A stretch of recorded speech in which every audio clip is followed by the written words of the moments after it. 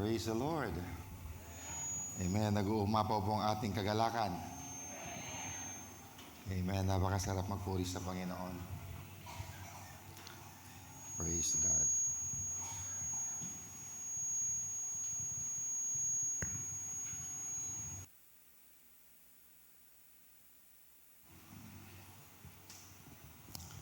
Praise the Lord.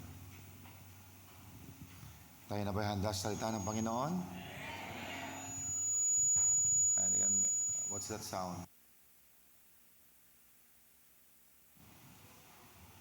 Praise. Pakinaan mo yung monitor. Nag-feedback ako. Buwasan yung monitor.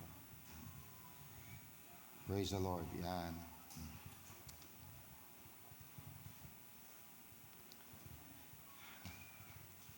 Di pa ako nagturo, pinawisan na ako. Nagpupuri kanina.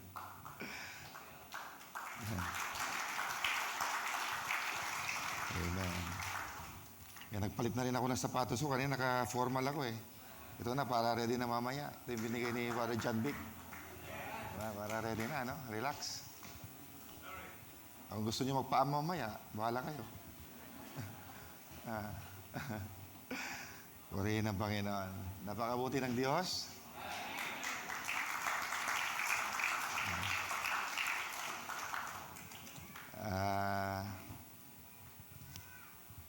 Na-bless tayo sa narinig natin ngayong umaga sa exhortation ni Brother Cromel katapos sinundan ng pangangaral ni Pastor Robert.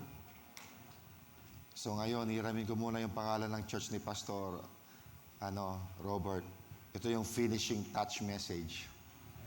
Kasi last part finishing touch na lang. Amen. Finishing touch message ng convention. Purihin ng Panginoon. So, ating bumbuksan ang ating Bible sa Hebrews 11.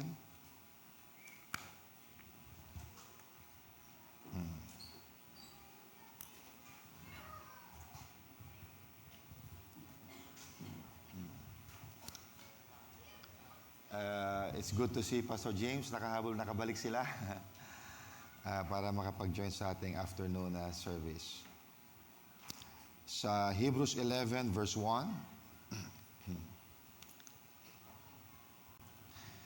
now faith is the substance of things hoped for, the evidence of things not seen. Maaari ba nating basahin na sabay-sabay? Now faith is the substance of things hoped for, the evidence of things not seen. Okay, that's the definition of the Bible about faith. So tayo manalangin sa Panginoon. Panginoong Diyos, kami po ay nagpapasalamat, Lord, sa presensya mo, Lord, sa buong convention na ito. Lord, truly we could say our cup runneth over. Lord, our joy is overflowing. Lord, dahil sa kasiyahan, hindi lang kami nagsasaya na walang dahilan, Panginoon, pagkat mayroon kaming eksperyensya, nakita namin ang aming, Lord, ang aming sarili sa aklat na bukas, Panginoong Diyos. Kaya, Lord, we worship, we don't just worship, but we worship with revelation, Panginoon. Naunawaan namin ang mga bagay na inihayag mo sa panahon na ito. And Lord, I pray that you would once again help your servant. I'm very dependent on you, Lord, pagkat alam ko naman, Lord, na lahat ng kaalaman at wisdom ay nanggagaling sa iyo. Lord, it's not based on our education or our ability. We always rely on you, Father, because thou art the great teacher. And I just pray that you would once again speak to our hearts by your word. This we pray in Jesus' name. Amen. Praise the Lord. Amen. Praise God.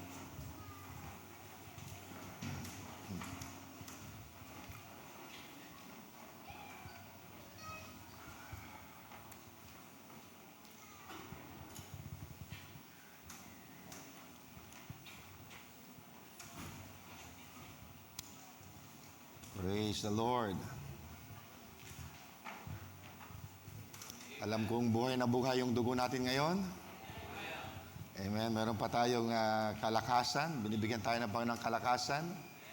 Pagkat mamaya at magpupuri pa tayo mga kapatid. Mamaya wala nang limit kasi kanina, more, sabi pa nila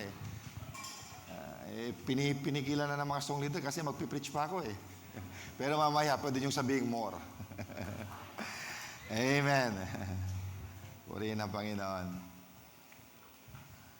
Now, I'd like to preach about a message I entitled, The Nature of Faith. The Nature of Faith.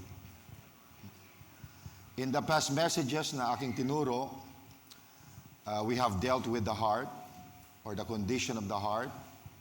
Then, we dealt with the strong faith. Strong faith, being strong in faith, giving glory to God. But now, we must understand something deeper. What is faith really? Ano nga ba ang faith? Okay. Kasi maraming believers, I could say, hoping lang. Pero hindi pa believing. Pero ngayong hapon, we will settle this once and for all. I would compare faith with hope, so faith versus hope, and I'll explain how to receive from God and how to apply. And before we end, we will not just hear about faith, but we will practice it. We will exercise it.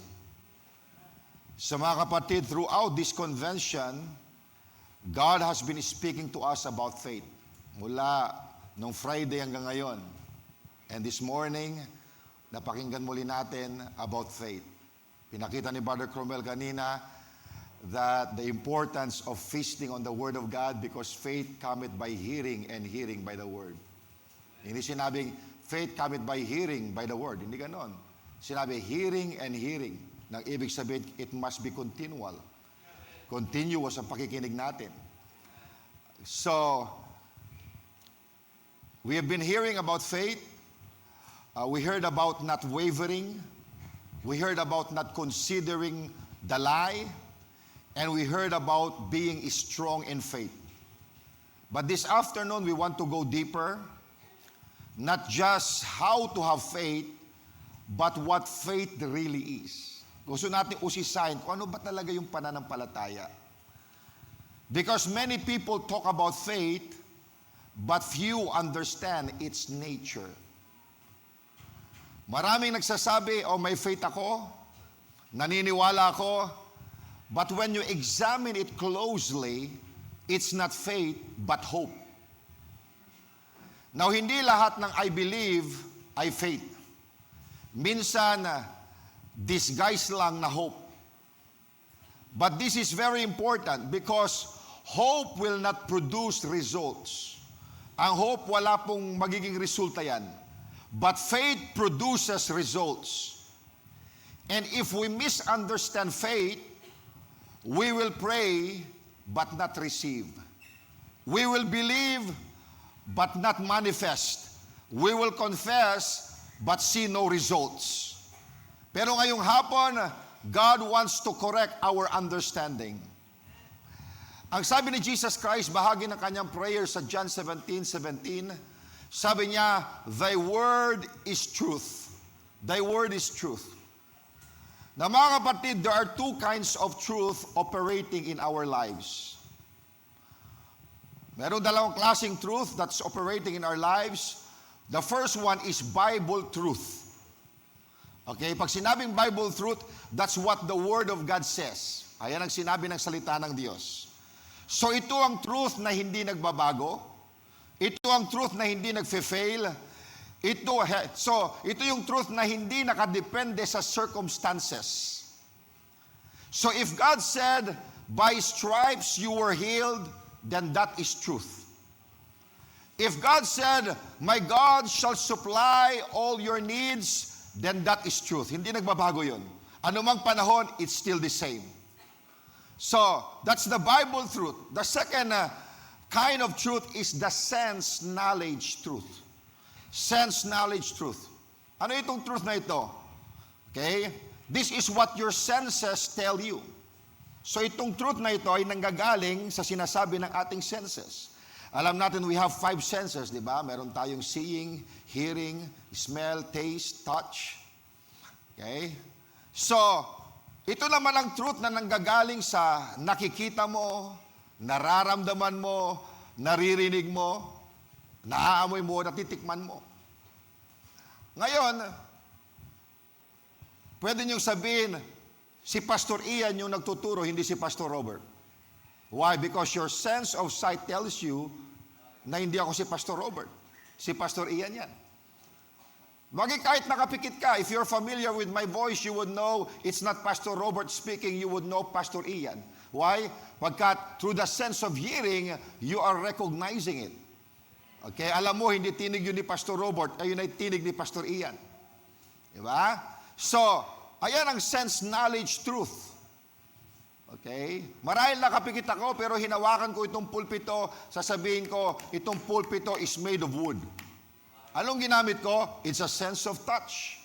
Diba? And you will not debate with me, because your sense also would tell you na itong pulpit ay wood. Now ako, gagamitin ko yung sense of touch ko, pero ang ginagamit nyo ngayon ay sense of sight. Pag ginawakan ko ito, kahoy ito, you will agree with me. So ayun yung tinatawag na sense, knowledge, truth. It's a truth based on our senses. And now listen carefully. It's not wrong to acknowledge sense knowledge. Kasi regalo din ng Panginoon niyang senses ng body natin. Di ba? Meron tayong 6 sense of faith, pero itong body natin, meron tayong 5 senses. Kung ako isasakay nyo sa kotse nyo, pagkatapos sabi mo sa akin, Pastor, sakay ka, and I will drive by faith. Pipikit ako. Sabi ko, wag Brad. Pwede din naman yan, pero binigyan ka ng Panginoon ng mata para gamitin. Okay? Ay may gamit din itong 5 senses. Tama ba? So ginagamit natin yung 5 senses. Okay, it's not wrong to acknowledge yung mga bagay na nakikita nyo o nararamdaman nyo. So hindi naman kasalanan na sabihin mo o may nararamdaman akong sakit o merong kulang sa pera. But here is the key. It becomes dangerous when it contradicts God's word. And you choose it over the word. Kapag yung 5 senses mo, kinokontradict na yung salita ng Panginoon at mas pinipili mo yung sinasabi ng 5 senses kaysa sinasabi ng salita ng Panginoon, that's dangerous. Because when sense knowledge contradicts the word, tandaan nyo, the word is the highest form of truth. Okay? The word is the highest form of truth. Dagdagan nga yung monitor ko. Because I have to speak louder if I don't hear myself much. Okay? The word is the highest form of truth. Mas mataas pa yan kaysa nararamdaman mo. Because it's a highest form of truth. So parang korte ito. There are many voices. Okay? Your body, your situation, or the people around you. But there is a final authority. And that's the Word of God. The Word of God is the final authority. Now, hindi lahat ng totoo sa pakiramdam ay totoo sa pananampalataya. When your body says, masakit pa rin, di pa ako magaling, okay? Ayun yung body mo. So when the body says, oh, masakit pa rin ang nararamdaman ko, hindi pa ako magaling. But the Word says, you were healed. So you must decide which truth will you stand on. When your situation says, oh, wala pang provision, wala pang dumating na pera, but the word says, God shall supply all your needs. So you must decide which truth will you believe. Mga kapatid, faith begins when you choose God's word over what you feel. Faith begins when you say, Lord, mas pinaniniwalaan ko ang sinasabi mo kaysa sa nararamdaman ko. Ayan ang pananampalataya. Now, here is where many people miss it. They agree with the word. They believe that the word of God is true. But they are still not in faith. Bakit, Pastor? Because they are only hoping. They're only hoping. Now, so we have seen that there are two kinds of truth. And God's Word is the highest truth. Nakuha niyo mga kapatid? Okay, because yung sense, knowledge, truth, for example, sabi mo, masama ang pakiramdam ko. Okay, that's also truth, sense, knowledge, truth. Pero the highest form is truth. Sabi ng salita, magaling ka na. What is the highest? Why? Pagkat yung sense, knowledge, truth, pwedeng magbago yan. Diba? Pero yung salita ng Diyos hindi pwedeng magbago. At pag tinayuan mo ang salita ng Diyos, magbabago yan. Magbabago yung pakiramdam mo. Now, so God's Word is the highest truth. But here is the problem. Even when people believe the Word is true, many are still not operating in faith. Why? Because they are in hope, not faith. Now, nais kong basahin ang quotation ni Brother Branham. Okay, dito sa message na Ministry Explained, preached 1950. Ito ang sinabi niya, and it's faith that you're healed. Okay, dahil sa pananampalataya, tayo magaling na. Okay? By faith, you are healed. Now, before you can have faith, at sabi niya, I find many people come to faith in a kind of haphazard way. Okay? So they come to faith in a kind of haphazard way. Okay? Or like in a disorderly way. Haphazard way. If you'll excuse that expression, kind of like they're making a guess at it. Now, catch this now. Ano sabi ni Brother Branham? And 90% of the people that comes into the line, because he's referring to the prayer line, 90% of the people that comes into the line have hope instead of faith. My goodness. Now catch this, because I'm trying to explain the nature of faith through the prophet of God. Because I believe if there's a person who understands faith, clearly, I see Brother Branham because the Lord has done many great wondrous things in his life, in his ministry. At sabi niya, 90% na mga pumipila doon sa prayer line, ang mayroon sila hope imbis na pananampalataya. Now mga kapatid, that is a very strong statement. Pagkat hindi niya sinabing 5% or 10%, sabi niya, 90% have hope instead of faith. Now, these people are sincere. They are praying, they are believing in their mind, but in reality, they are only hoping. Hindi lahat ng lumalapit sa Diyos ay may faith, marami ay may hope lang. Kaya nga sabi ni Brother Branham, 90%.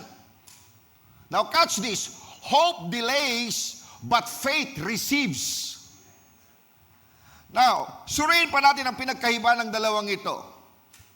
Now sa ating text, sinabi dito, sa Hebrews 11 verse 1, now faith is the substance of things hoped for, the evidence of things not seen. Now catch this now. One of the best ways to understand something is to first understand what it is not. Parang dinefine ni Apostle Paul ang love, ginamit niya rin para malalo natin maunawaan yung love, what it is not. It is not. Diba? It is not puffed up. It doesn't, it's not envious. Okay? And if we want to study faith, para lalo rin natin maunawaan, first we have to understand what it is not. Now, so let's begin here. Faith is not hope. Ulitin ko, faith is not hope. Mga kapatid, too many people say, I'm believing, but what they really mean is, I'm hoping. Now, hope says, I hope God heals me. Or sana pagalingin ako ng Panginoon. I hope God answers. Or I hope something will happen. But that is not faith. Okay? It's not hoping that gets the job done. It's believing. Now catch this. Sabi sa Hebrews 11 verse 1, sabi dyan, now faith is the substance Okay? Of things hoped for. So makikita mo, hope doesn't have any substance. But faith gives substance to what you hope for. Nakuha natin, ang hope walang substance. Pero ang faith, nagbibigay siya ng substance to what you hope for. Meaning, hope is the desire, but faith is what gives it reality. In other words, faith changes hope into reality. Now, halimbawa, it is your faith that gives substance to the healing in your life.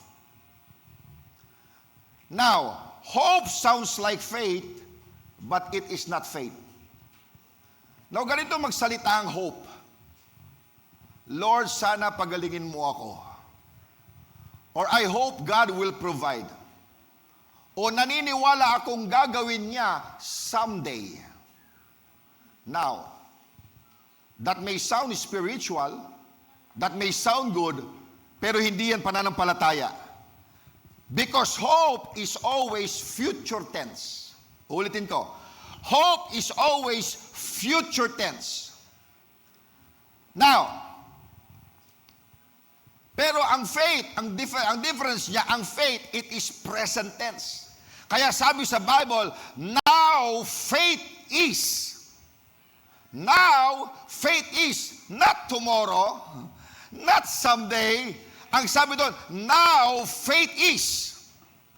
So if it is not now, it is not faith. Let me say that again. If it is not now, it is not faith. Now, hope waits, faith receives. So hope says, I will get it someday.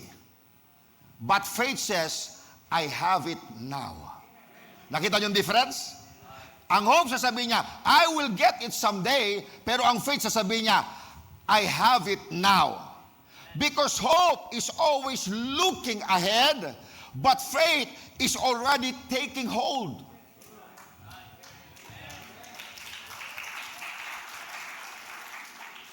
Now, parang order sa online. Hope is padating pa lang. Faith is deliver na, akin na. Nakuha nyo? Now, let me read again another quote here in the message of the prophet, Sirs, we would see Jesus, 1957. Ang sabi niya, faith is absolutely a substance. It is not a hope. Hope isn't. Sabi niya, faith, bagat ang hope walang substance yun, ano? But faith gives a substance to the things you hope for. Sabi niya, faith is the substance of things hoped for. But when faith takes it, it becomes substance that you hope for, the evidence of things not seen.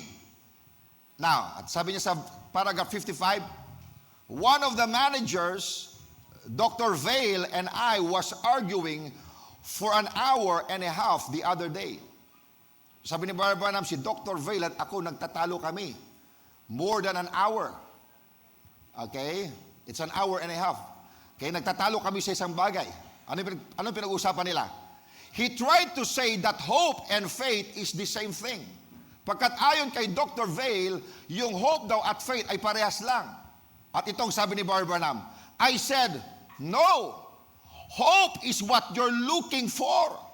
That is future tense. Ayan ang hope. Hope is what you're looking for, and faith is what you got by hoping. So you got it now. At sabi niya, that's right, certainly. It's not hope anymore when you've got it. Hindi na hope pag nasa iyo na, if you already got it. It is yours. It's in possession.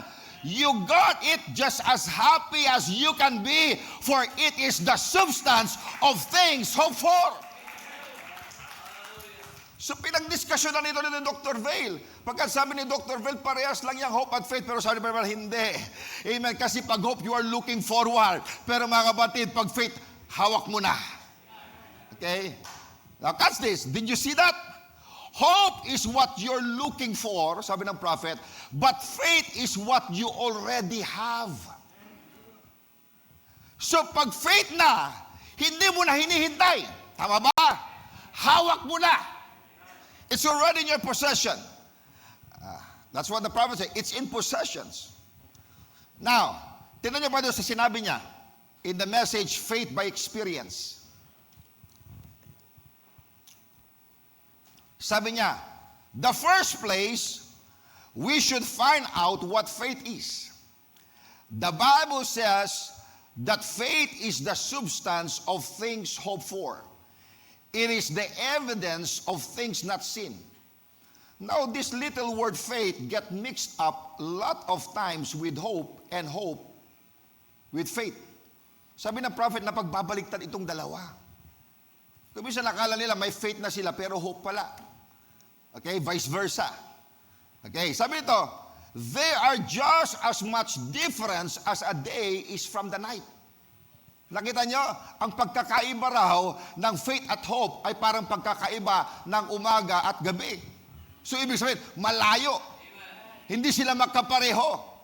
Okay. At ang sabi niya, faith is the substance of, and hope is what you're hoping for. Faith delivers. Sabi niya, faith, being the substance of things hoped for, then it would not be just a thought. Hindi lang kaisipan yung faith. Okay? It would not be a thought, it is a substance. Now, a substance is something that you can or you have. So makikita natin mga kapatid na ang faith hindi siya imagination. Ang faith is not a wishful thinking. Faith is substance. Ibig sabihin, something real, something you have. So, faith is not, I wish. Faith is, I have. Do you see the difference? Okay, sabi ng Bible, now faith is. So, if it's not now, it's not faith. Now, when someone says, well, I believe I'll get healed sometime, naniniwala ko na gagaling ako balang araw, that is not faith. That's hope. Because hope is always future tense. It's always pointing to the future. But faith is always now. So faith says, I receive right now, I have it now. Ayun ang pananampalataya. Now you can see the difference. Now, so it makes such a difference when you really believe God and don't just hope you'll receive from Him. Tandaan niyo ito, you don't receive by hoping. Hindi ka makakatanggap by hoping. Ang sabi ni Jesus Christ sa Mark 11, verse 24, what things soever ye desire, when ye pray, believe that ye receive them. Sabi niya, believe that ye receive them. He did not say, hope that ye receive them. Ang sabi niya, believe that ye receive them. And ye shall have them. Ayun na yung manifestation.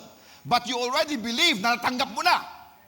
Okay? Sabi niya, hindi sinabing hope that you receive them, but sabi niya, believe that you receive them. So, here is how to tell whether you are really believing God or just hoping. So, hope is future tense. We hope God hears our prayers. Or we hope to be healed. Or we hope to receive the Holy Spirit. Now, even if you say, I believe I'll receive it sometime, that is still hope because you are putting it in the future. You're calling it belief, but it's hope because it's in the future, because of the word sometime. Okay? Notice what our text says. Now faith is. That's present tense. So if it's not now, it's not faith. So faith is present tense. Hope is future tense. So get in the right tense get in the present tense. Pagkataya ng pananampalataya. You know, some people are always believing God is going to do something for them, but faith believes that He has done and is doing. Diba? Marami mga tao na sabi, oh, ang Diyos parang araw merong gagawin sa amin. Hindi yung pananampalataya. Pagkat ang pananampalataya, naniniwala siya na ginawa niya na o ginagawa niya na. So many people are delayed because they stay in hope. So ito ang problema. Many believers stay here. So sasabihin nila, darating din yan. O mangyayari rin. Someday. And because of that, they never step into receiving. Why? Because hope doesn't receive. Nakuha natin. As long as you stay in hope, you delay the manifestation. Now let me read another quote here from the message, Faith Cometh by Hearing. Tingnan niyo sinabi ni Brother Branham. The greatest enemy faith's got is hope. Nako. Ang pinaka-greatest enemy pala ng pananampalataya ay hope. Because a person becomes so hopeful till they live away from faith. Masyado silang hopeful kaya iniwan na nila yung pananampalataya nila. At sabi niya dito, now, hope will agree with the Bible. Aba, nag-agree rin yung hope sa Bible. Hope will agree with the Bible. Hope will say, it's true. Hope will say, I believe every bit of it. I believe that's the Word of God. I believe God will keep His promise. Hope believes all of that. But hope then says, now, I believe that God will heal. That's future. Okay? But look at my condition. Ganyan magsalita raw ang hope. Okay? O naniniwala ako sa sinabi ng Biblia. Naniniwala ko that God will heal. So bakit niya nilalagay sa future pagka tinitingnan niya yung kanyang kondisyon, hindi pa siya magaling? Okay? Sabi ni Bible, but hope then says, now I believe God will heal, future. Okay? But look at my condition. Pero tingnan mo yung condition ko. Ganito pa rin ako. Now, sabi niya, now faith don't look at that. Ibig sabihin, yung faith, hindi tumitingin sa kondisyon. Kaya si Abraham, he is strong in faith. Pagkat hindi niya tinitingnan yung kondisyon. Sabi niya, faith, don't look at that. Ang sabi niya, faith comes around. At sasabihin ng faith, I don't care nothing about condition. God said so, and it's mine. Ganyan ang pananampalataya. Wala akong pakialam sa kondisyon, parang si Abraham. Wala akong pakialam kung matanda na ako. Wala akong pakialam kung baog si Sarah. Ang alam ko, sinabi ng Diyos, and that settles it. Ayan ang pananampalataya. God said so, and it's mine. At sabi niya, you see, faith's burly. Ibig sabihin, yung faith, maskulado. Okay? As I once said, faith has hair on the chest. When it stands up and pulls its big muscles out, everything else vanishes. Just flies away. When faith really takes a hold, nothing else stands. Mga kapatid, yung hope mahinang mag-claim yan. Amen, yung faith, mga kapatid. Hallelujah. Sabi nga, faith has hair on its chest. Amen. Amen. Burly ang chest. Matapang yan, mga kapatid. Pagkat ang faith, wala siyang pakialam sa kondisyon mo. Wala siyang pakialam sa sitwasyon mo. Basta ang alam niya, sinabi ng Panginoon, pinaniniwalaan niya. Now, do you see that? Hope agrees with the word, but it still looks at the condition. Ayan ang hope. Nag-agree sa word, pero tinitingnan niya pa rin yung condition. But faith ignores the condition and stands on the word. Hindi niya natitira, hindi niya. Kaya nga he considered not, sabi sa Bible kay Abraham. So hindi niya natitingnan yung kondisyon, pero tinatayuan niya kung anong sinabi ng Diyos. Now, para ma-distinguish natin, Ganito magsalita ang hope. Lord, gagawin mo. Faith says, Lord, ginawa mo na. Do you see the difference? So faith takes the answer now. Mark 11:24 says, what things soever ye desire, when ye pray, believe that ye receive them. Jesus did not say, hope that you receive. He said, believe that you receive. So you don't receive by hoping, you receive by believing. Now, another quote. This is a little teaching. Now, 1954. Sabi ni Barry Branham dito, But if you just rely on hope, you hinder faith. Now, hope looks for something way off. Ganyan ang hope. Okay? Tumitingin siya sa future. Now, kinakailangan maunawaan nyo ito pagkat sinabi ni Barry, 90% ng pumipila sa healing line, ang meron sila hope, hindi faith. Okay? So sabi nito, now hope looks for something way off. That's the future. But faith claims it now. Do you see the difference? See, faith says, God said so, and it's mine. That settles it. See, I don't care if I'm still crippled, I'm still blind, if I'm still sick. Okay, that don't have nothing to do with it. I believe it anyhow. It's mine right now. God said so, and that settles it. See, that's faith. Sabi ni Barbara, wala akong pakialam kahit lumpo pa ako, kahit hindi pa ako nakakita. Why? Because faith doesn't look at the condition. Ang kino-confess niya lang, yung sinabi ng Panginoon. So I don't care. Kung hindi pa ako makalakad, hindi pa ako makita, o if I'm still sick, that don't have nothing to do with it because faith doesn't consider the condition, but hope does. Sabi niya, I believe it anyhow. Amen. It's mine right now. God said so, and that settles it. See, that's faith. At sabi niya, but hope says, God says so, and I'm expecting to get it someday. Nakita yung difference? Kaya ang hope, sabi niya, sinabi nga ng Panginoon, ine-expect ko rin na mangyari someday. You see, I'm expecting someday. At sabi niya, and as long as Satan can put you off to another day, okay, that's as good as he wants. Ganyan ang gusto ni Satanas. Ayaw niyang i-claim mo ngayon. Kasi pag kinlay mo ngayon, faith yun.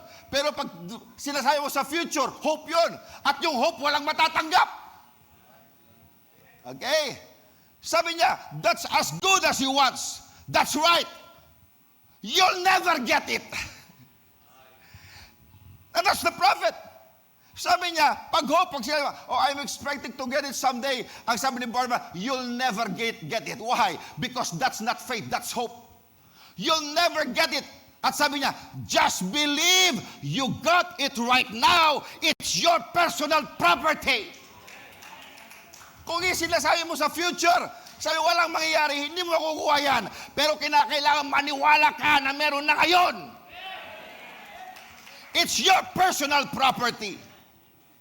Faith is the substance of things hoped for. The evidence of things not seen. Is that right? Faith acts now. It's positive, sabi niya. Oh my. I tell you, sickness and everything else, when faith steps in, it's just like a snowball on a hot stove. It just melts away. Everything goes away from faith. Because faith stands up and takes over rule. When faith speaks, everybody else keeps still. That's right. Ang sabi niya, kapag nag-step in na yung faith, para yung snowball na nilagay sa hot stove. Di ba? Pag yung snowball nilagay mo sa hot stove, matutunaw yung snowball. Amen. Ganon din kapag, amen, when faith steps in, anumang karamdaman yan, anumang sakit yan, matutunaw. It will fade away. Why? Pagkat sabi niya, faith speaks. Oh, mga kapatid, ang pananampalataya pala, voice activated. Sinabi ni Christ, if you say to this mountain, be moved and be cast into the sea, and not doubt in your heart that whatsoever you say will come to pass, ye shall have whatsoever ye think. Hindi, ye shall have whatsoever ye say. Kinakailangang sabihin mo, mga kapatid. Because faith is voice activated. You have to confess it. Sabi ni Barbara, believe it in your heart, confess it with your lips. And God will bring it to pass. So when faith speaks, everybody else keeps still. Yung mga doubt, titigil. Amen. Na mga kapatid, this is where many miss it. Satan wants you in someday. But God wants you in now. As long as the answer is in the future, you are still in hope. Now, let me read another quote. In the Message, faith cometh by hearing. Ang sabi ni Branham, faith cometh by what then? Sumagot yung congregation. Congregation says, hearing. Hearing the what? Word of the Lord. Word of God settles it. At sabi niya, Abraham believed faith or believed God by faith because God's word said so. He never reasoned. He never questioned. He just believed God's word. Is that right? Well, the same way we get faith tonight. It's believing God's word. That's it. So what is faith? It's believing God's word. That's it. Oh, sabi niya. Oh, when you show me men and women who will base their faith like that, now, not got their hopes there. Sabi niya, not got their hopes there. Sabi niya, if you just got hope, you say, oh, I believe God will do it, future. Sabi niya, kung may hope ka lang, ang sasabi mo, oh, God will do it. Future tense.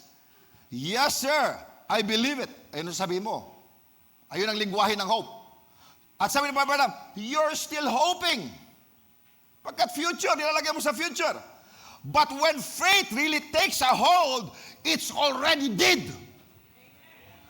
Pag nakuha na ng faith, tapos na. It's already dead. There's nothing can shake that. It's a positive. You just say, well, I believe God said so. I base my faith there. I believe that.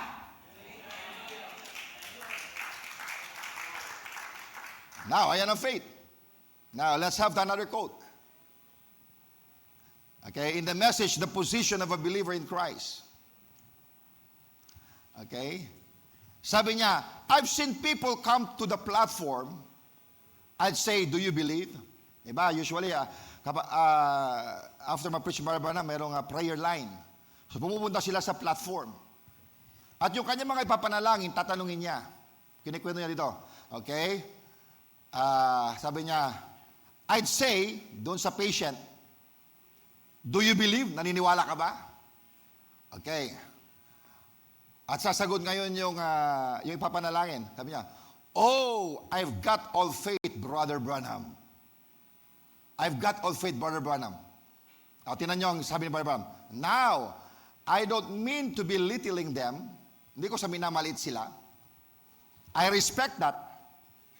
But they're supposed to be up here, and here they are way down here. Sabi ni Brother Branham, dapat sana nandito sila, pero nandito sila sa baba. Okay? At sabi niya, but do you know what it is? It's just hope instead of faith. Dapat sana nandito sila, pero nandito sila, way down here. Kasi dapat sana ang meron sila faith, pero meron sila hope, kaya nasa baba. Okay? Sabi niya, but do you know what it is? It's hope instead of faith. Faith does the job right now. Hope hopes for it. But faith is the product. Okay? Faith really does it. See, we have lots of hope but not much faith. Ganyan ang maraming Kristiyano ngayon. Marami silang hope. Sana, puro hope. O balang araw, hope. Amen. Amen. Maraming hope pero kukunting pananampalataya. Kaya sabi niya, so we want to change from hope today to positive faith. Hallelujah. At ayan din ang gagawin natin ngayong hapon. Amen. We will change from hope to positive faith. And there's only one way we can get positive faith. Sabi niya, that's by positive thinking of positive things. Paano ka magkaroon ng positive faith? That's positive thinking of positive things. Ano yung positive things? Salita ng Diyos. Amen. Kapag iniisip mo salita ng Diyos, pananampalataya yan. Pagkat mga kapatid, hallelujah, sabi ng salita ng Panginoon, yung kagalingan mo, binayaran na yan, tapos na yan sa krus ng Kalbaryo. Now, sa mga kapatid, this afternoon, I believe that God is calling us from hope to faith, from someday to now, from I will receive to I receive now. Now, another quote, 1963, the Message Conferences. Sabi niya, there's a lot of difference between hope and faith. Sabi niya, a hope just hopes for it. Faith knows it's done. So that's the difference. Now, did you catch that? Sabi niya, hope hopes, but faith knows it's done. Yung pananampalataya, alam niya na tapos na. Faith does not guess, faith knows. Now, anong sabi sa Hebrews 11 verse 1? That faith is the evidence, sa bandang baba, of things, ano sabi dyan? Not seen. So meaning faith operates beyond the senses. Because it's the evidence of things not seen. So if you say, I believe when I see, that is not faith. Because faith is the evidence of things not seen. Naku mga kapatid. Ang pananampalataya, nakikita, naniniwala na yan kahit hindi niya pa nakikita. Kaya kahit wala pang physical manifestation, naniniwala na yan. Nakuha natin. So, pag sinabi mo, I will believe when I see, that's not faith. If you need to see it first, you are not in faith. Because faith says, I believe even if I don't see it. Ayan ang pananampalataya. Hindi niya pa nakikita, naniniwala na. Now, because it's not based on senses, it's based on the Word. Now, i-apply for example natin sa healing. Let's make it practical. Basahin natin sa Matthew chapter 8 verse 17.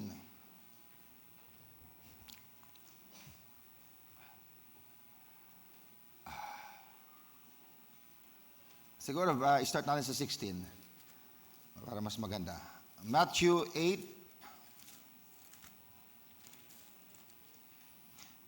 verse 16 or 16. Ano sabi dito?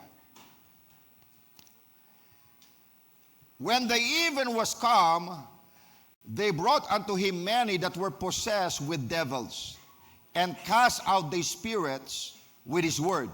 Ano sabi niya? And healed that were sick. So pinagaling niya lahat ng may karamdaman. Bakit niya pinagaling? Ano sabi sa verse 17? That it might be fulfilled, which was spoken by Isaiah the prophet, saying, himself took our infirmities and bare our sicknesses. My goodness. Kaya niya pinagaling yung mga may sakit para tuparin yung scripture. Na sinabi ni Propeta Isaiah, ano sinabi? Himself took our infirmities and bare our sicknesses. So lahat ng ating karamdaman, dinala na pala ni Kristo. Na para ito'y makita nyo, because this is a principle. Kaya kapag ang karamdaman ay kumapit sa katawan nyo, tandaan nyo, wala na yung legal right. Squatter na yan. Pagkat dinala na ni Kristo, hindi na natin kailangang dalhin. That is double jeopardy. Nakuha niyo mga kapatid? So, kapag kumapit ang karamdaman, mayroon kang right na palayasin yan. Pagkat dinala ni Kristo, bakit mo padadalhin?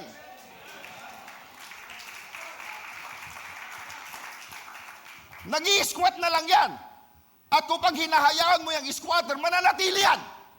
Pero anong gagawin mo mga kapatid? Sabihin mo, ang aking karamdaman, dinala na ni Kristo, bakit ko padadalhin? Satanas, karamdaman, lumayas ka. Wala kang karapatan. Hindi ako templo ng karamdaman, ako ay templo ng Diyos.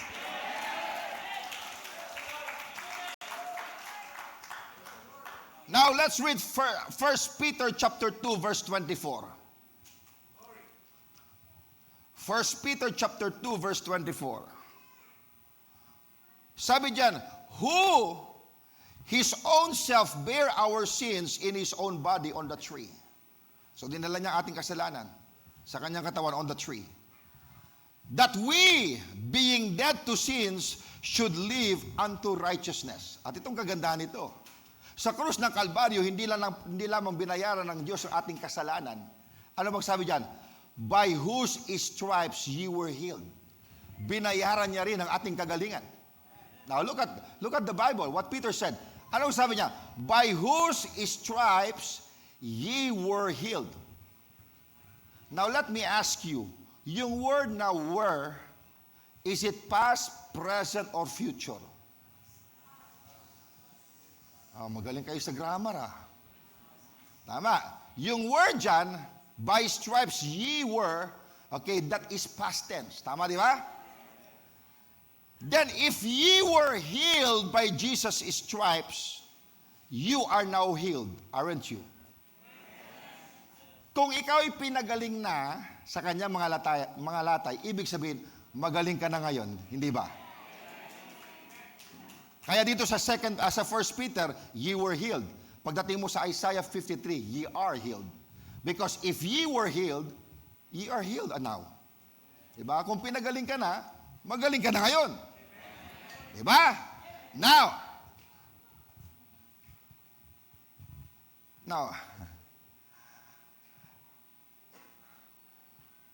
Now some probably said, hindi pa naman siya magaling. Hindi pa nga makalakad Hindi pa nga maka-step. Hindi pa siya magaling. Pero our text, however, says, faith is the evidence of things not seen. Tama ba? Ang faith, meron na siyang evidence ng bagay na hindi niya nakikita. Ano yung kanyang evidence? Yung sinabi ng Diyos. Yung salita ng Diyos. So faith is the evidence of things not seen. Now, ito ang pagkakasabi sa Amplified Bible. Ang sabi nito, faith perceiving as real fact what is not received to the senses or what is not revealed to the senses. Ulitin ko pagkasabi sa Amplified. Faith perceiving as real fact what is not revealed to the senses. Ang faith, okay, pinerceive niya na real fact, yung sinabi ng Panginoon, okay, bagamat hindi pa naihayag sa senses ng body. So, if you're going to wait until you see something before you believe it, that isn't faith at all. Kung ikaw ay mananiniwala kung nakita mo na, hindi yan faith. Kasi yung faith is the evidence of things not seen. Diba? Parang ganito yan. Okay. For example, meron akong title deed, titulo. Katapos inabot ko kay Brother Flor. Brother Flor, marami kasi akong lupa Yung isang lupa ko sa Lingayen, ibibigay ko sa iyo. Ito yung title deed. Pinangalan ko na sa iyo. Now, si Brother Flor, hindi niya pa nakita yung lupa. Tama ba? Pero hawak niya na yung title deed. Anong gagawin niya? Salamat, Pastor! Masaya na siya! Hindi niya pa nga napuntahan yung lupa. Masaya na siya. Why? Pagkat may title deed siya. May evidence siya. Kanya ng pananampalataya. Nagre-rejoice ka na. Amen. Title deed pang hawak mo, hindi mo pa nakita. Nag-rejoice ka na pagkat meron ka ng evidence. Nasa iyo na yung title deed. Anong evidence natin? Yung sinabi ng salita ng Diyos. Because the Word of God is the title deed.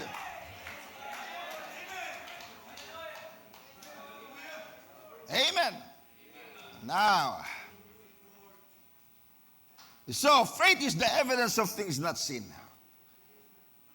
So catch this now. Hindi ka palang gagaling, gumaling ka na.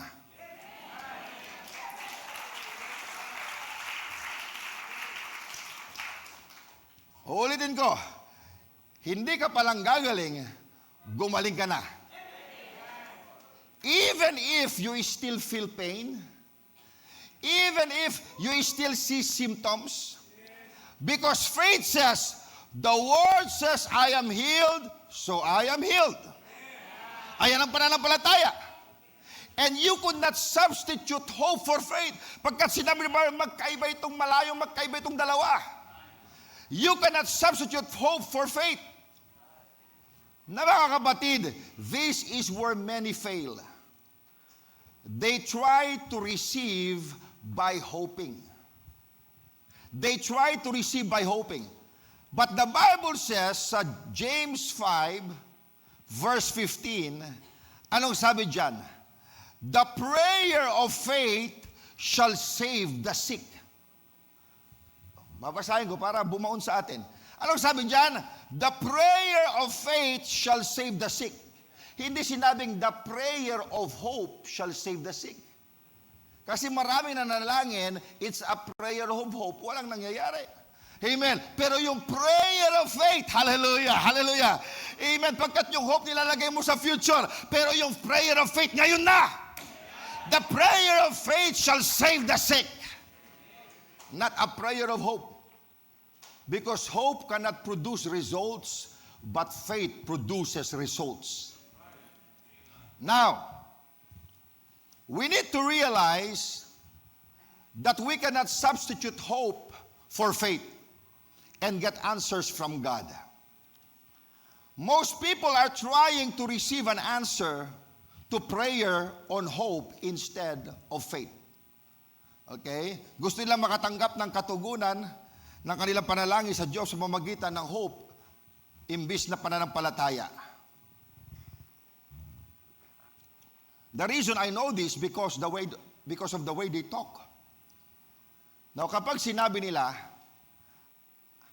I believe I'm going to get my healing sometime, that's not believing at all. That is hope, and it won't bring healing. That's not faith, it is hope. Anything that points to the future or looks to the future is hope and not faith. Now, I want to read another quote here in the Message, Confirmation and Evidence, 1962. Sabi ni Brother Branham, now, there is where so many people fail to get healed. Sinasabi niya, ito yung dahilan kaya maraming mga tao, kaya they fail to get healed. At sinabi niya, they have a hope instead of a faith. Okay. You hope that you will, future. You're kind of have imaginary faith because that you feel that you have appropriated that. But when actually you've got a hold of faith, it's a substance. It's something real, then you hold that, and that's what brings it. Do you see that? What brings the healing? It's not hope, but faith.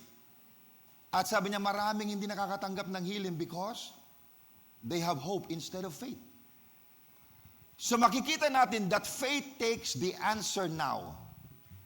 So faith says, it's mine, I have it now. Hope says, I'll get it sometime. as long as you hope, the answer will never materialize. But the moment you start believing, it will work. Now, this will be my last quote. Look at this. Okay. This is Brother Branham. In the message, The End Sign. Sabi niya, do you believe out there with all your heart? Tinuturo niya yung bahagi, yung audience. Sabi niya, do you believe out there with all your heart? Don't doubt, have faith now. God will bring it to pass if you'll absolutely believe it and don't doubt it at all. God will bring it to pass. Be reverent, have faith in God. Katapos, sabi niya, what about way up in the corner there? So may tinuro siyang corner sa audience. Okay, you believing? Raise up your hand. Stay right with it. Okay, it went to the corner twice. Now, katapos lumingon na siya doon sa papanalangin niyang babae. Sabi niya, now come here, lady. At ito na yung discernment. You want to get over that cancer? Gusto mo bang gumaling sa cancer na yan? You would? Do you accept Jesus as your healer now? Sabi niya, as your healer now? Now, sumagot yung sister. Anong sagot ng sister? Sister says, I hope to. At nang narinig yun ng prophet, kinurek niya agad. Pagkat sabi ni Barbara, do you accept Jesus as your healer now? Nang sumagot yung babae na may cancer, I hope to. At anong sabi ni Barbara? Now, hope, sabi niya, hope to won't do it, sister. Pag hope to hindi ka gagaling, it won't do it, sister. Sabi niya, hope to won't do it, sister. You either look or die. You look at the atonement or die. You look, you live. It's up to you. At nang pinanalangin niya, anong prayer niya? Father, I pray for faith for the woman. Pagkat ang meron siya hope. Kaya sabi niya, Father, I pray for faith for the woman. May she live in Christ, in Jesus Christ's name. I ask it, amen. God be with you, sister. Do you see, mga kapatid? Kaya, and that's the reason, sabi ng prophet, 90% na nandun sa healing line, akala nila may pananampalataya sila, but they are hoping. At sabi niya, hope to won't do it, sister. And the same with you. If you stay in hope, it won't do it. But if you stay in faith, you will see results. Amen! May mga tao na kapag nagsalita, parang tunog religious. Bakit ganito sila magsalita? Oh, I'm praying and hoping. Kasi blah, blah, blah.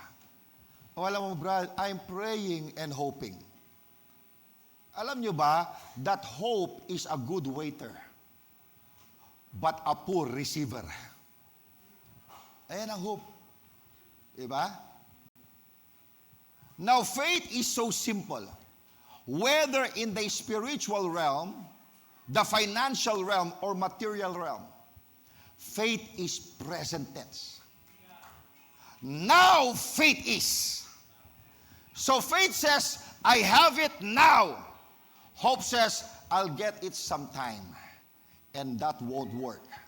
Sinabi na ng prophet, it won't do it. Okay? Kaya anong gagawin natin, mga kapatid? You have to set a watch on your lips. Tingnan mo lumalabas sa bibig mo. Is it really hope, speaking, or faith? Okay? Instead of praying and hoping, start saying, I'm praying and believing. Tanggalin mo na yung ano.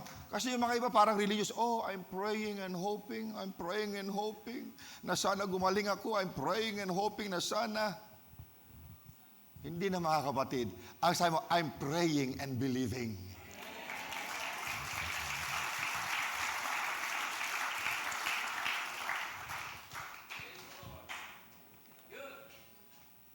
Amen. Now we are learning kasi kung minsan di natin distinguish yan. Pero it's very clear from the message of the prophet.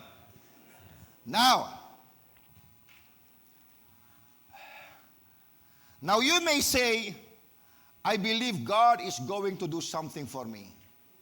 I believe He is going to heal me. I believe God is going to hear and answer my prayers someday.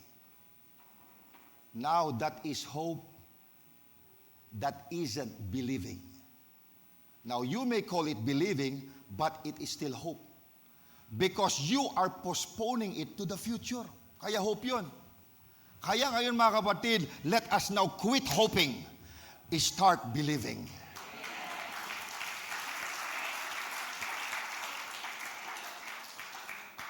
Now, Mark 11:24.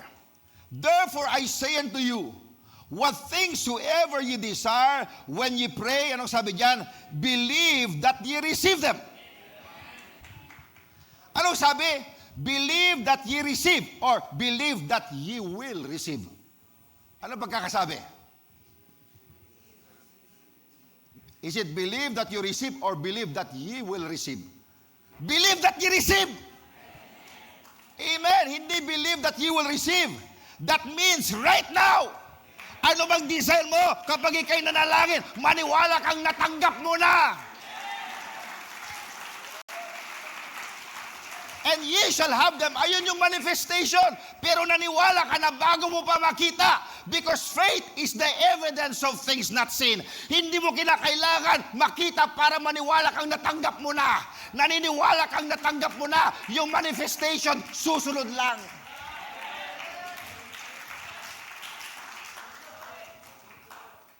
Now, so faith says right now, this moment, you take it by faith.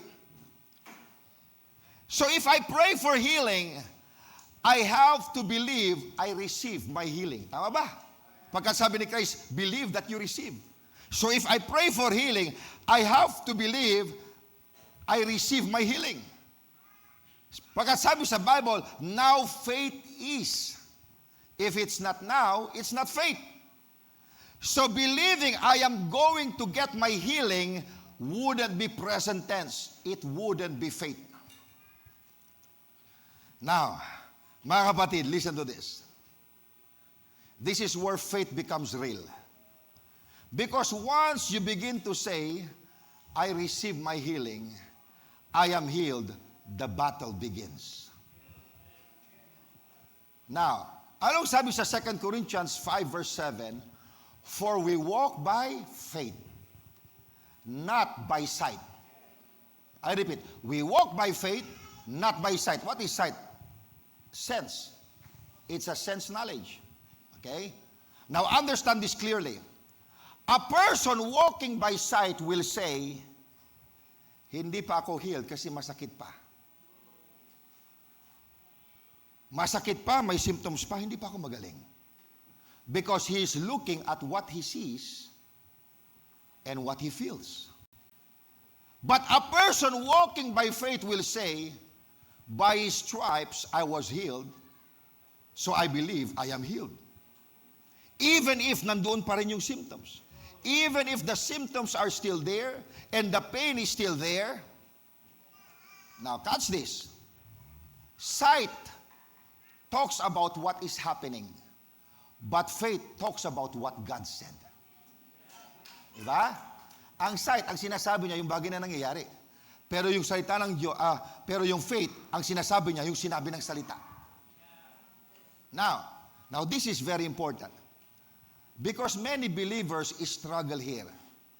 Kapag sinabi nilang, I am healed, pero yung pain nandoon pa rin sa katawan nila, they become uncomfortable. Because the enemy, Satan, comes immediately. At ibubulong ni Satanas, nagsisinungaling ka. Tingnan mo yung katawan mo. Nadadamo pa yung pain. Tingnan mo, nandyan pa yung bukol, nandyan pa yung tumor. At ito bang worse na ibubulong ni Satanas sa'yo? Kristiyano ka pa man din, sinungaling ka. Liars go to hell. Na mga kapatid, that voice is very real. Many believers stop right there. Kapag narinig na nila, napapahinto sila. And they step back and say, oo nga no, bakit mo nga sinabing magaling na ako? Nandito pa yung bukol. Parang mali yata. And they fall back into doubt. Pero tuturuan ko ngayong hapon kung anong sasabihin nyo sa kay Satanas kapag sinabi niya nagsisinungaling ka. Gusto nyo ba?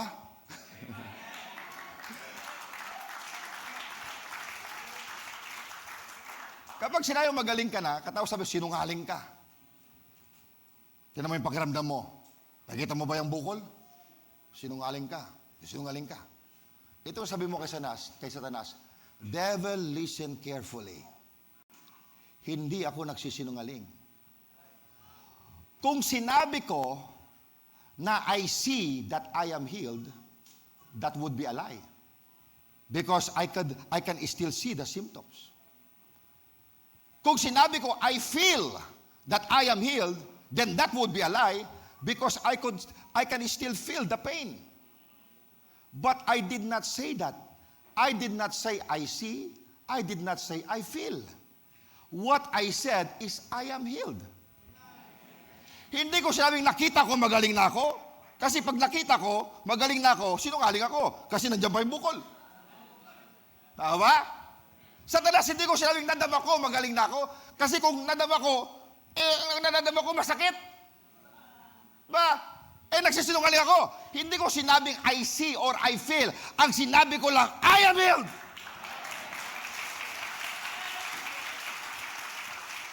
And I said that because the Word of God says so.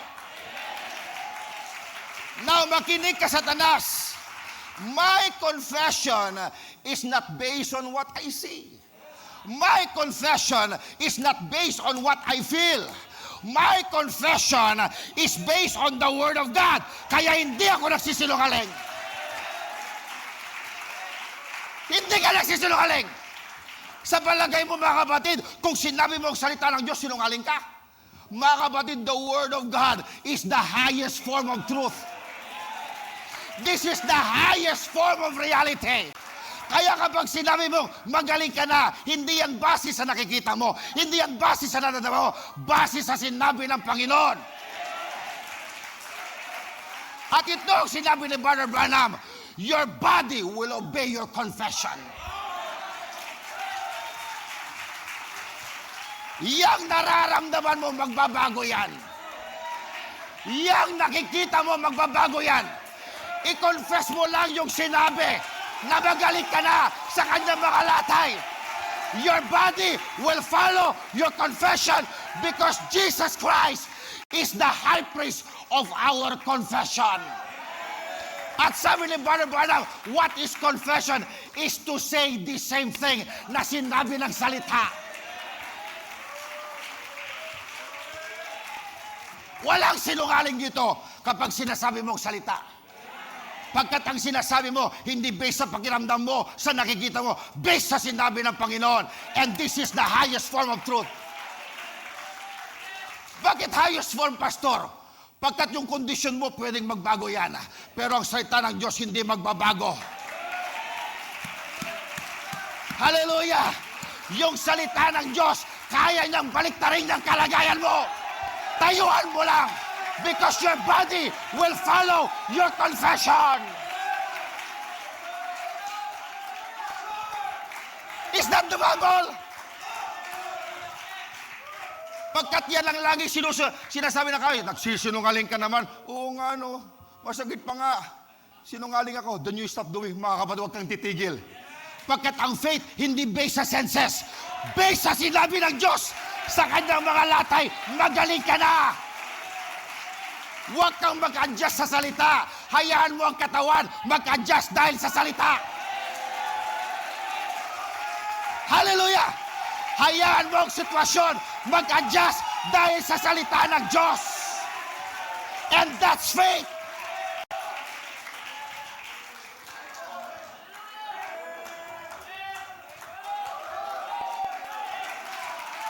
Hallelujah! Being strong in faith.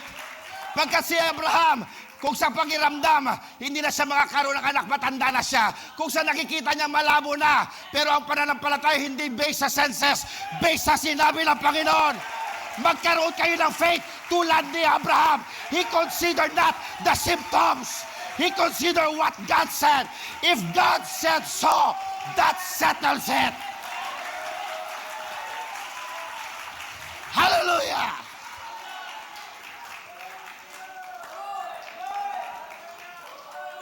Praise God. Oh, I feel faith is stimulated. Why? Because faith cometh by hearing, and hearing by the Word of God. Habang nakikinig kayo dyan, na-stimulate yung faith, na-energize yung faith.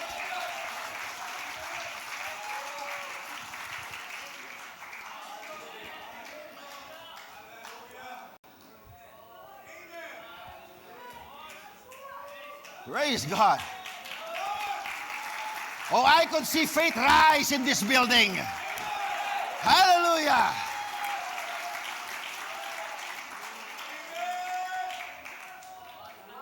Now, faith is not based on the senses of the body. Faith is based on the Word of God. And mga kapatid, this is where many miss it. This is where many miss it. They think, pag sinabi kong healed na ako, nagsisinungaling ako. No, you are not lying. You are not denying reality. You are declaring the higher reality, which is the Word of God. Now, let's make it clear. Symptoms are real. Pain may be real. But God's Word is a higher truth. This is a higher truth. Kaya nga yung sinabi ng doktor, hindi yun ang final say. The final say is the Word of God. Because this is the higher truth. So let me say this again. So you are not lying. You are choosing to stand on the higher truth. Now, nais kong sabihin nyo ito. You follow after me. Let's make a confession. Mas pinaniniwalaan ko ang salita ng Diyos kaysa nadarama ko. Mas pinaniniwalaan ko ang sinabi niya kaysa nakikita ko. That's faith.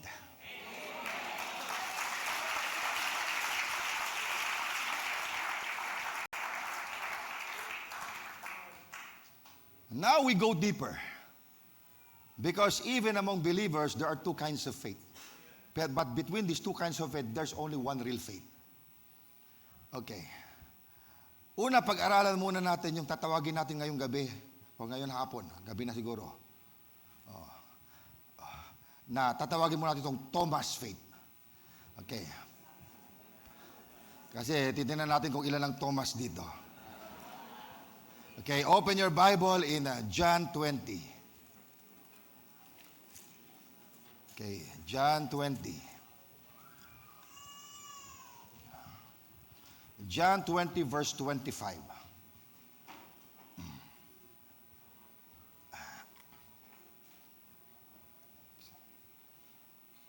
John 20 verse 25.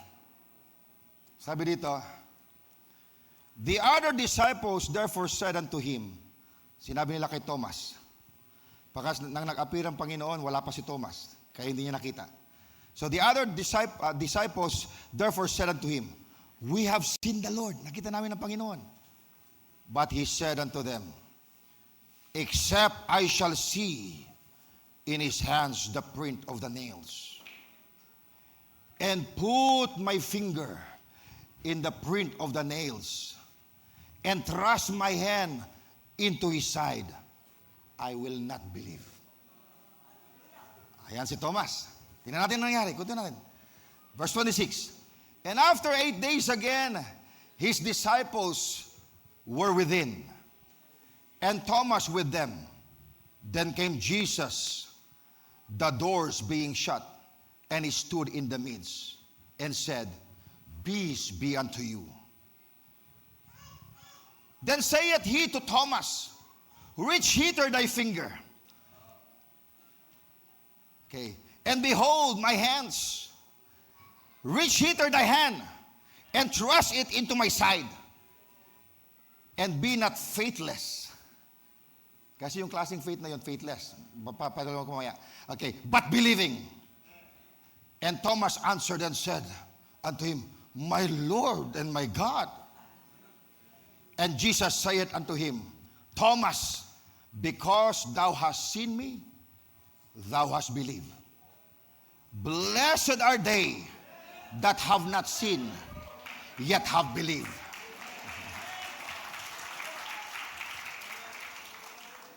Now, binasa ko lang yun. Okay. Sandali lang, ano? Kasi, okay. So now we understand faith is not hope. And faith is substance. Now let's go deeper. Because the Bible actually shows two kinds of faith. So one, Thomas' faith. Binasa ko na kayo kanina. At mamaya tatalakayin ko yung Abraham's faith. So this afternoon, kinakailangan mag-decide tayo which one you would live by. So makikita natin, ang Thomas' faith, it's based on sight. The senses. Diba? It's based on sight. Sabi niya, except I shall see the print of nails in his hand. So, if except I shall see, I will not believe. Ayan si Thomas. So Thomas said, unless I see the print of nails in his hand, I will not believe. Unless I touch yung kanyang side, or unless I feel, I will not believe. That is not Bible faith. That is natural human faith. Mga kapatid, anyone can believe what they see. Tama ba? Kahit sinner, kaya yan. Kahit unbeliever, kaya yan. Maniniwala sila kapag nakita nila. Tama ba? Okay? Because that is a sense-based faith.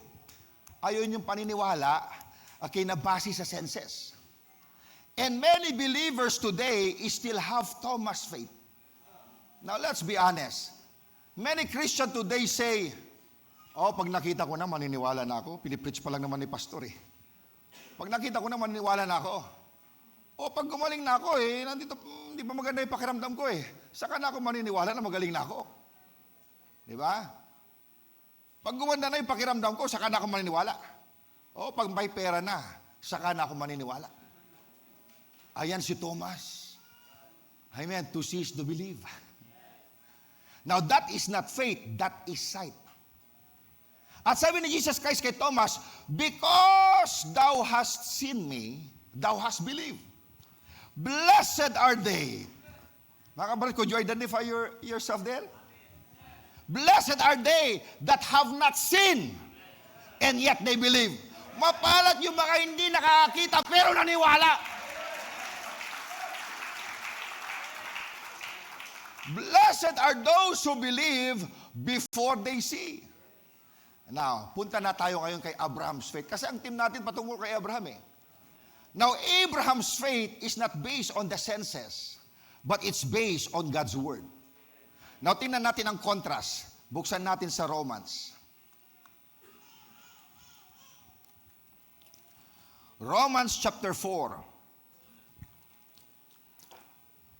Romans chapter 4, verse 17. As it is written, I have made thee a father of many nations, before him whom he believed, even God, who quickeneth the dead, and called those things which be not as though they were. Okay, tuloy na lang natin pagbasa. Who against hope believe in hope, kahit wala ng pag-asa, that he might become the father of many nations, according to that which was spoken. So shall thy seed be, pagkat sinalita ng Panginoon. And being not weak in faith, now catch this now, he considered not his own body now dead. That this was my preaching last night. When he was about 100 years old, neither yet the deadness of Sarah's womb. Hindi niya kinonsider. Okay, yung condition, yung symptoms. At sabi niyan, he staggered not at the promise. Why? because he did not consider the symptoms, the condition, he considered the word. That's why he staggered not at the promise. He staggered not at the promise of God through unbelief, but was strong in faith, giving glory to God, and being fully persuaded that what he had promised, he was able also to perform. Now, sabi sa Romans 4:17, call at those things which be not as though they were. Ang pananampalataya ni Abraham parang Diyos na tinatawag na yung mga bagay na wala pa namang, na wala pa namang manifestation na para bagang nandoon na. Kaya nga ang sabi ng Panginoon kay Abraham, Abraham, palitan mo na yung pangalan mo. From Abraham, which means exalted father, you change it to Abraham, which means father of many nations. So pinalitan na kayo ni Abraham. Marahil siguro nagkakamali pa si Sarah. Ang sabi ni Sarah, Abraham, huwag mo akong tawagin na Abraham, Abraham. Anong ibig sabihin ng Abraham? Father of many nations. Wala pa nga siyang anak kay Sarah. Father of many nations. Why? Pagkat gusto ng Panginoon na i-confess na ni Abraham bago pa mangyari. Amen. I-confess niya na siya ay father of nation. Wala pang anak si Sarah. Baog pa rin si Sarah, pero father of many nations na siya. Pagkatapos, yung asawa mo Sarah, nagpalit ng pangalan. Nga, Abraham. Anong ibig sabihin? Father of many nations. Nakakatawa naman. Wala pa kayo kahit isang anak. Father of many nations ba? Mga kapatid. Anong sabi doon? Call it those things which be not as though they were. Ganyan ang nais ng Panginoon. Amen. Wala pang manifestation, pero sinasabi na natin na nandyan na. Hallelujah.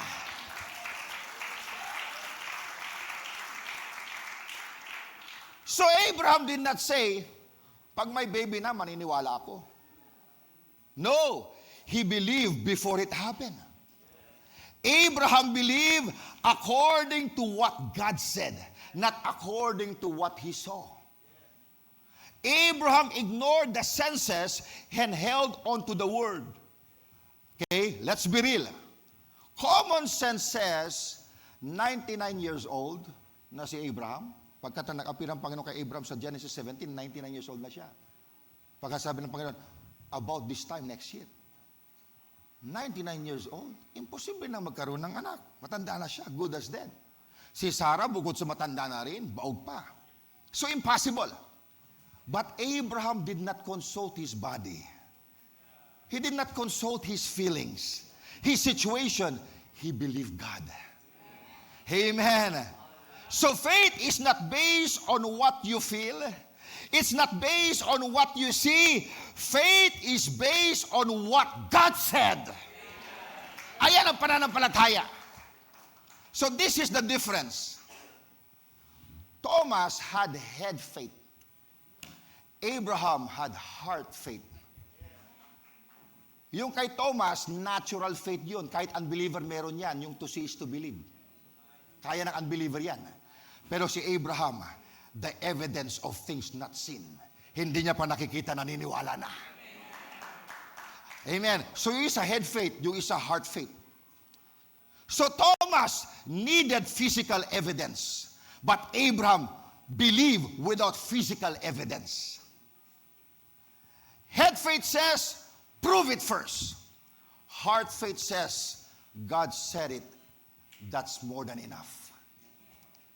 Now, many fail because their faith is based on senses. Now, napaka-important ito. Maraming hindi nakaka-receive. Bakit? Their faith is based on feelings. It's based on symptoms. Kapag may symptoms ba, ibig sabihin, hindi pa magaling. Okay? It's based on what they see. So they say, masakit pa rin eh. Hindi pa ako magaling. Okay, wala pa. Wala pa kang pera, wala pang provision. Now, if your faith is based on senses, it will always be unstable. That's human faith. That's not Bible faith. Now, true faith is based only on the Word of God. Now, mga kapatid, real faith says, if God said it, it is true. Kung sinabi ng salita ng Diyos, totoo yan. Not, if I feel it. Not if I see it. Believing God is believing His Word. So Thomas says, I won't believe unless I see. Abraham says, even if I don't see, I believe. Thomas says, show me first. Abraham says, God said it, that settles it. So two men, two kinds of faith, two different results. Now, ang tanong, what faith is Bible faith? Yung Thomas ba o kay Abraham? What faith is Bible faith? Abraham's, of course. Yeah, based on the Word. Bakit kay Abraham? Pagkat sabi ni Apostle Paul, faith is the substance of things hoped for, the evidence of things not seen. Kasi kay Tomas, to see is to believe. Pero yung biblical faith, naniniwala ka na hindi mo pa nakikita. Amen! Kaya si Abraham, binanggit sa Hebrews 11. His faith is based on being fully persuaded that what God had promised, He was able also to perform. Now, we are called to Abraham's faith. Hindi Thomas' faith. We are called to Abraham's faith. Pagkat sabi sa Galatians 3 verse 29, if ye be Christ, then ye are Abraham's seed. So you are not trying to get Abraham's faith, you already have it. Hindi ka naghahanap ng faith, may faith ka na. The question is, are you using it? Ginagamit mo ba? Now mga kapatid, stop living like Thomas. Stop waiting for proof, feelings, and signs. Start living like Abraham. Believe the word. Stand on the promise. Trust God fully. Now sabihin nyo ito, follow after me. I will not walk by sight. I will walk by faith. I have Abraham's faith. I believe God. Praise the Lord.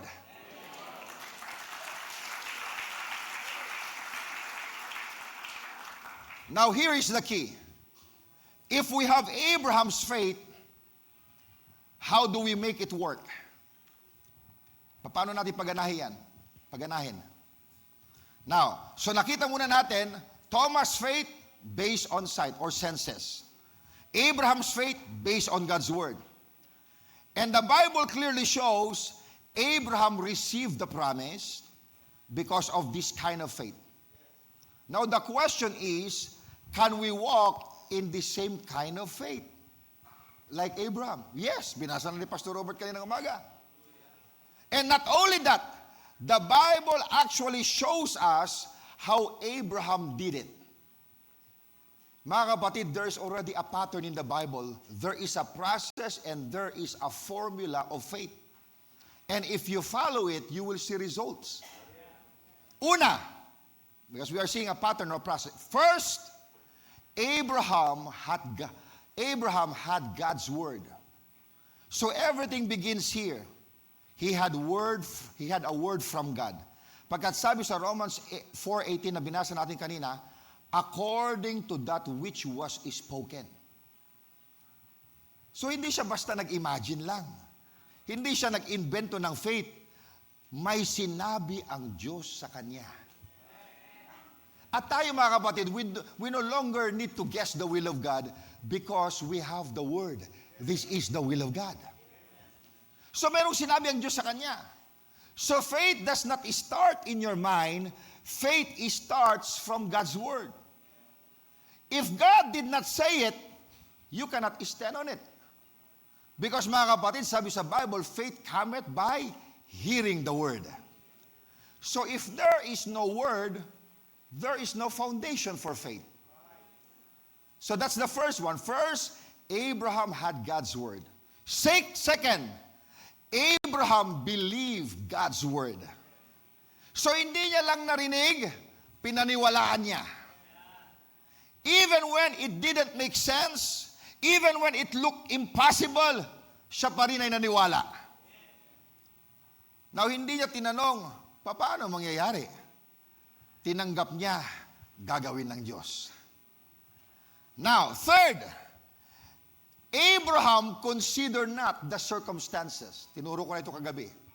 Sabi sa Romans 4:19, he considered not. Now, balik tayo dito. He refused the contradiction. Hindi niya pinansin ang katawan niya, ang sitwasyon niya, ang impossibility. Now, faith grows when you stop feeding on the problem. So, ayun yung ikatlo.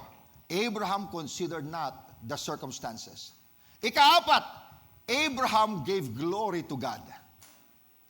Being strong in faith, giving glory to God.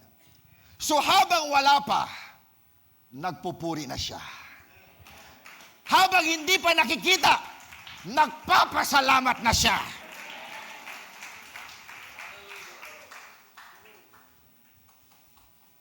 Ito si Pastor Robert, magkaibigan kami niyan eh. Sa palagay nyo kaya, pag ngayon sasabihin ko kay Pastor Robert, meron akong ibibigay sa iyong damit. Now, hindi niya pa nakikita. Dahil alam niya, honest ako. Hindi niya pa nakikita. Ano sabihin niya? Salamat, Pastor. Nagpapasalamat siya, hindi niya pa nakita. Pagkat nagtitiwala siya sa sinabi ko. Tama ba?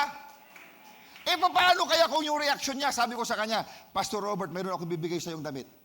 Saka na ako magpasalamat pag nakita ko na. Baga magbago pa iisip ko eh. Huwag na nga lang. Wala ka bang tiwala sa akin? Mga kapatid ko, si Pastor Robert, sabi ko sa kanya, may bibigay ko sa iyong damit mamaya. Magte-thank you na siya sa akin. Pagkat naniniwala sa salita ko. Mas lalo lang salita ng Diyos. Mas reliable. Mas dependable. Kaya kahit hindi mo pa nakikita, magpasalamat ka na kung sinabi niya.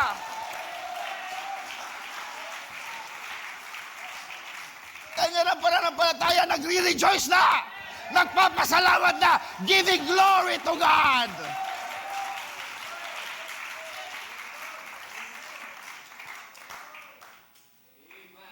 Diba? Now, so faith praises God before the manifestation. So mga kapatid, isummarize natin yung 4 steps. Kasi ito formula sa Biblia eh. 4 steps. Una, okay, get God's word. Second, believe God's word. Third, consider not the circumstances. Fourth, giving glory to God. Magpasalamat ka na.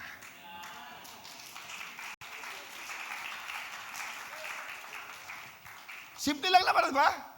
Follow these 4 steps and you will always get through to God.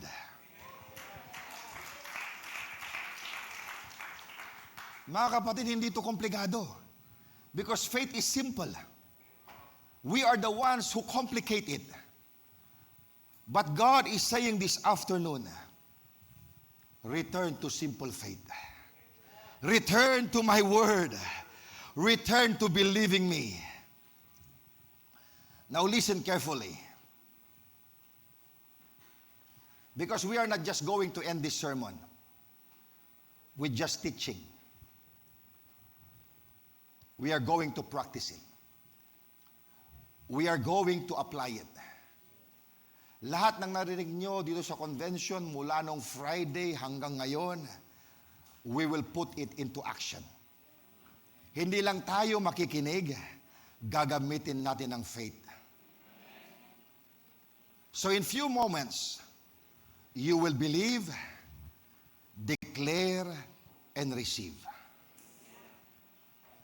And you will see faith is real. Faith works. And faith produces results. Na mga kapatid, hindi lang tayo tinuruan tungkol sa faith. Panahon na i-practice ito. Because faith is not just something you understand, faith is something you act on. Ang sabi sa Mark 11:24, believe that ye receive them. Hindi sinabi, hope that ye receive them. Ang sabi doon, believe that ye receive them. Now, tumayo muna kayong lahat. Lahat kayo tumayo.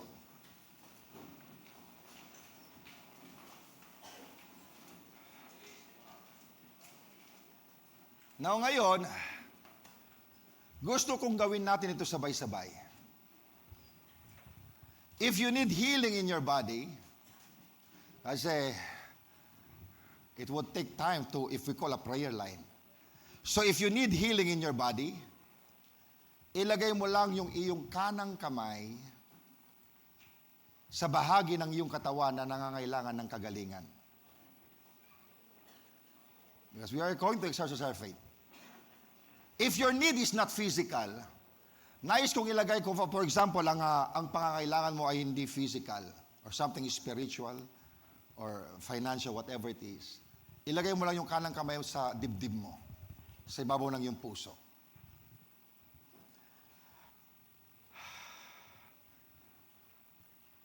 Now listen carefully. Hindi ka magko-confess base sa nararamdaman mo. Are you catching my instruction?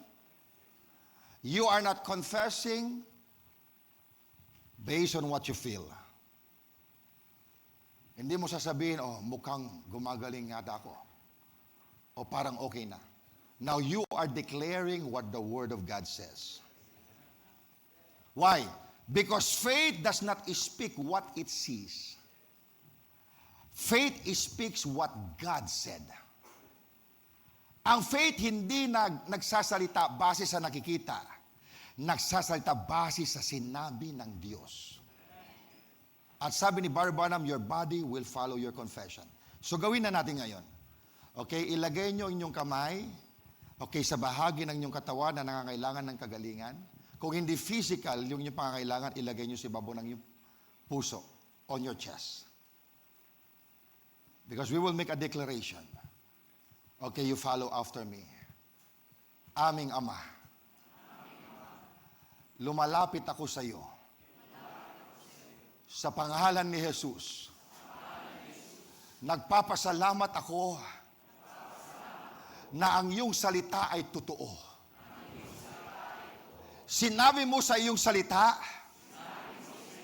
na sa pamamagitan ng mga sugat ni Jesus, ako ay magaling na. Kaya ngayon din, ako ay naniniwala at tinatanggap ko ang aking kagalingan. Hindi bukas, hindi sa susunod, ngayon din. I am not moved by what I feel. I am not moved, but what I see. I am moved by what God said. And the Word says, I am healed. So I declare, I am healed. I receive it right now. In Jesus' name. Amen. Hallelujah! At anong gagawin natin? We will now give glory to God. Lift up your hands at magpasalamat tayo sa Diyos. Amen! Like Abraham is strong in faith, giving glory to God. Salamat, Panginoon!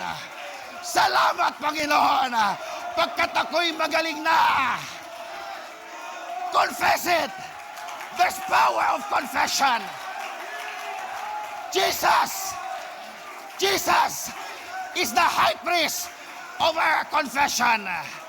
Oh, thank you, Jesus. Huwag na kayong hihingi. Magpasalamat na tayo. Magpasalamat na tayo. Salamat, Panginoon. Magaling na ako. Magaling na ako. At habang nagpapasalamat ka, Yung bahagi ng katawan mo na hirap kang galawin o hindi mo may galaw, habang nagpapasalamat kay galaw mo. Hallelujah! Salamat, magaling na ako. Salamat, magaling na ako. Pagkat sinabi ng salita sa kanyang mga latay, ako ay magaling na. Praise the Lord. Woo! Amen. Giving glory to God. Salamat, Panginoon. Salamat, Panginoon. Salamat, O Panginoon. Salamat, Panginoon. Oh my goodness. Anong silbi na 3 araw tayo nakinig ng salita about faith at hindi natin i-exercise ngayong hapon? Hallelujah!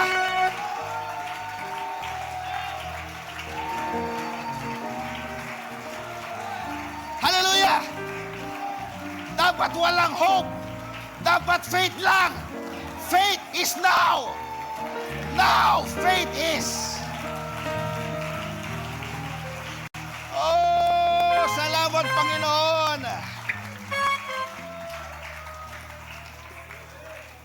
Salamat, Panginoon. Alam niyo, sabi sa Bible, He sent His word and healed their disease. Hindi sinabi, He healed their disease and sent His word. Hindi. I sent my word muna because kinakailangan mo muna yung word because faith cometh by hearing. Para magkaroon ka ng kagalingan, kinakailangan marinig mo yung salita pagkat ibubus yung faith mo.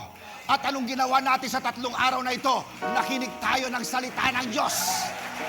I sent my word and heal your disease. Thank you, Lord. Hallelujah. Hallelujah. In the name of Jesus, I declare faith is rising in this place. I declare doubt is breaking. I declare faith, fear is leaving. Bodies are responding. Minds are being renewed. What was impossible is becoming possible. What was delayed is being released. What was weak is becoming strong. Mga kapatid, hindi lang tayo nakinig ng mensahe, ina-apply natin ngayon. Sino ang magaling na? Praise the Lord. Oh, we give glory to God. Salamat, Panginoon. Hindi kayo sinungaling. Nagsasabi kayo ng totoo. Hindi kayo nagsisinungaling. This is the highest form. The highest form of truth. This is thus saith the word of God. Hallelujah. Hallelujah. My goodness. Hallelujah.